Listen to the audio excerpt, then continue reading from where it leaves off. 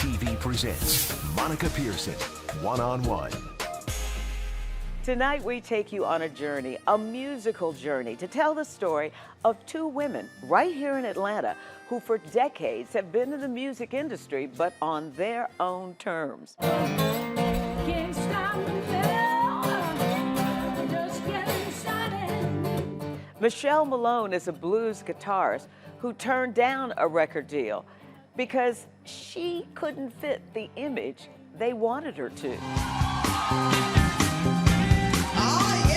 And then there's Angie Stone, the singer from Columbia, South Carolina, who has 3 Grammy nominations, 3 gold albums, and sold 5 million records. But few people know that this R&B legend opened the door wide for women in hip-hop and in rap,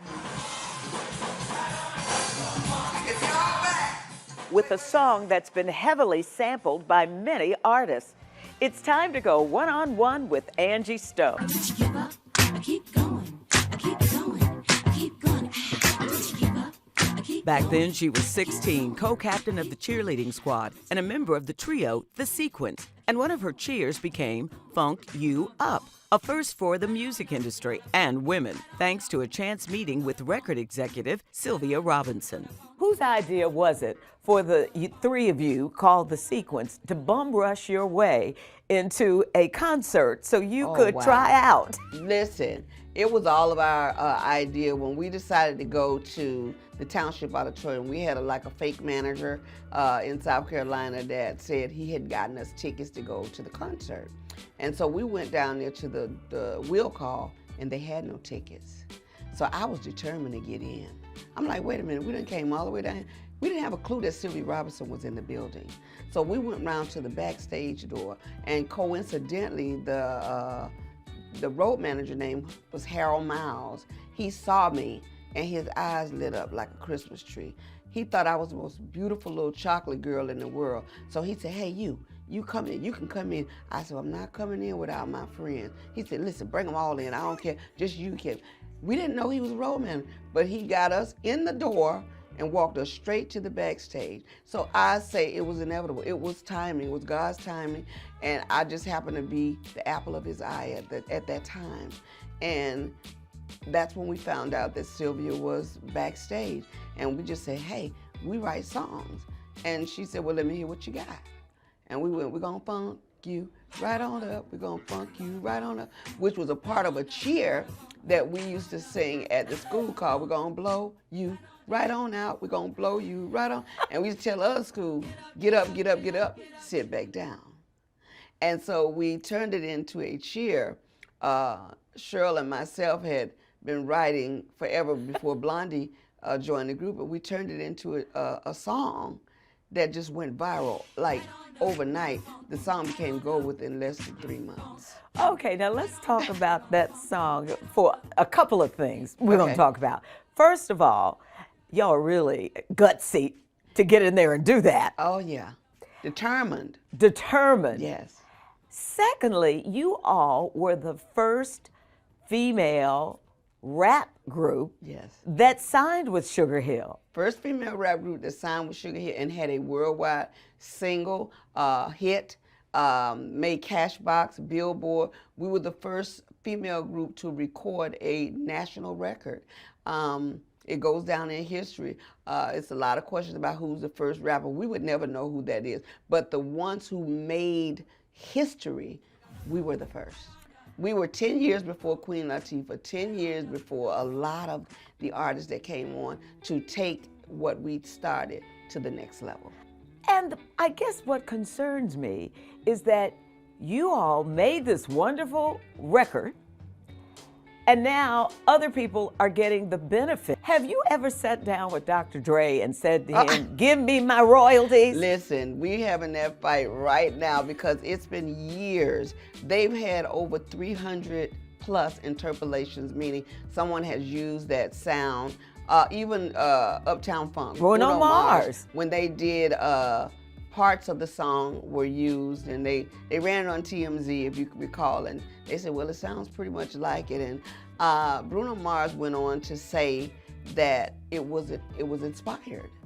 by Sequence and quite a few other artists, but he made it very clear that it was inspired by us. And it's sad because the money that we've never been paid has, they've relicensed the song and done so much, and they took advantage of young girls. I was only 17 when I signed, so my contract ain't even legit with Sugar Hill.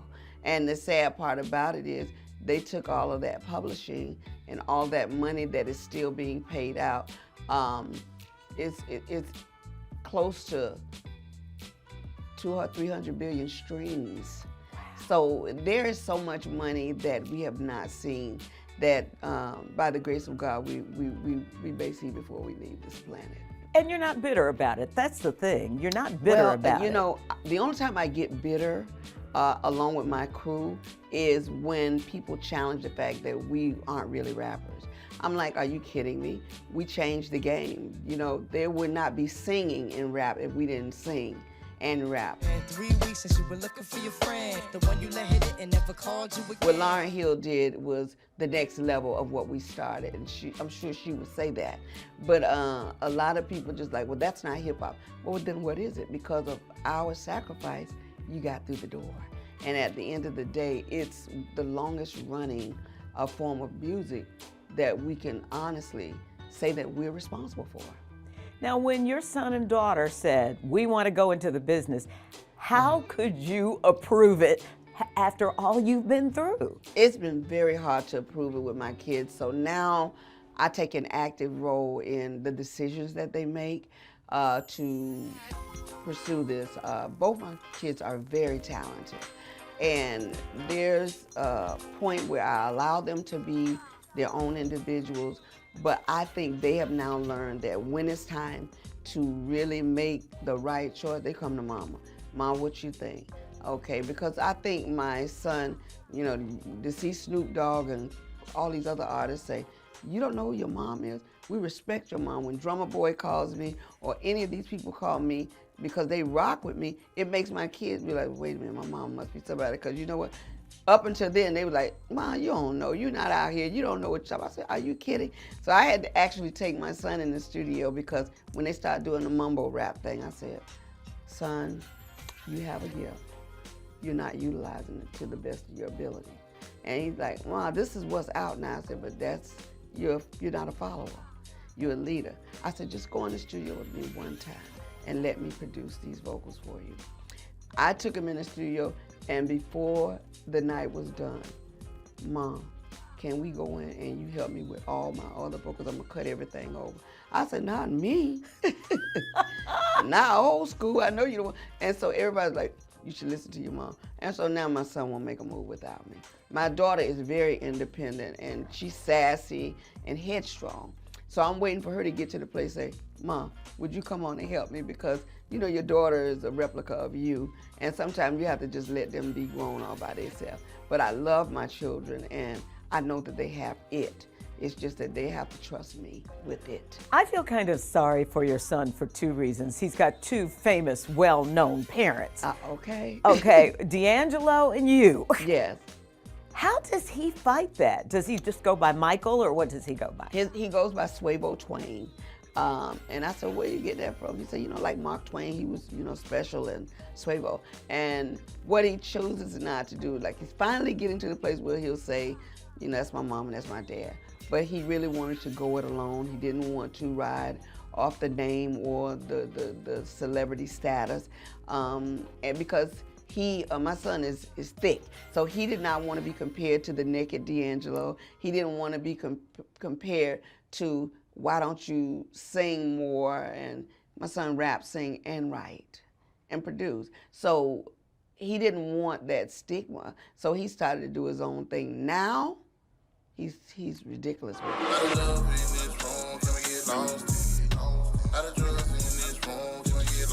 So my thing is, I'm just waiting to see what happens for his career. So with your career, what is it you're working on now that we need to know about? It's been a while since we've heard something new from you. Well, I did have an album called Full Circle that came out right before the pandemic. That album I don't think got its just due because of the pandemic. I would love to do what Mary J. Blige did with Real Love, repackage it and re-release it because people didn't get to hear it. It's an amazing album. That's number one.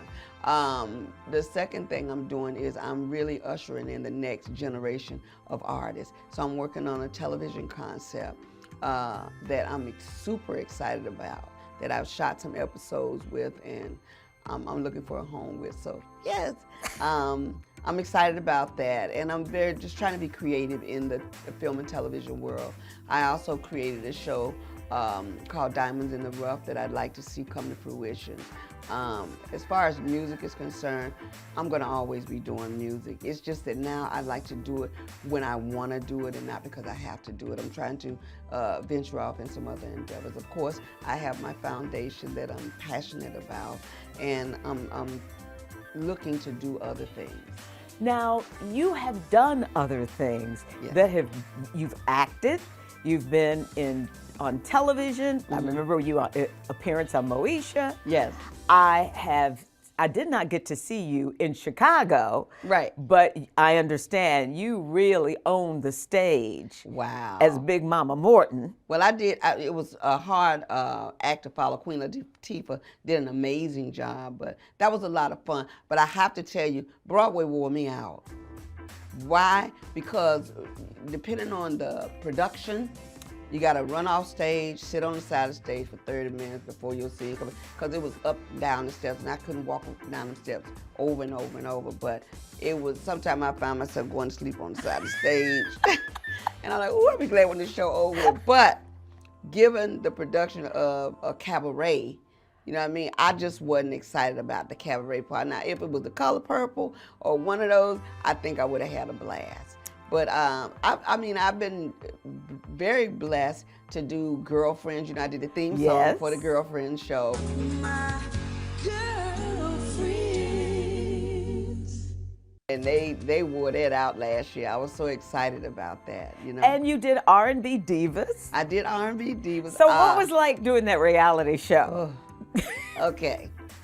R&B Divas, when it initially got launched, there was an article that came in the magazine that said Angie Stone's, you know, launching a new reality show. And I'm like, how did I get in there to do that? Why y'all put my name? Well, at the time, they used my status to try to promote this and get this going. Well, lo and behold, I wasn't happy with that because we didn't have control of it. And so I backed out of it because I felt like they inadvertently used me without telling me. So they went ahead and did the show without me. And then I got a call from TV One saying, Angie, we really need you on this show. Now, it wasn't because it wasn't doing good. I think it was a #1 show, but the way that the show was going, the girls were fighting a lot. And it was said to me by one of the bosses, we need the show to calm down. We don't want everybody to just see all these angry black women. So when I came on, the girls were like, who does she think she is? And because if you notice, I was always trying to be the peacemaker because those were my instructions.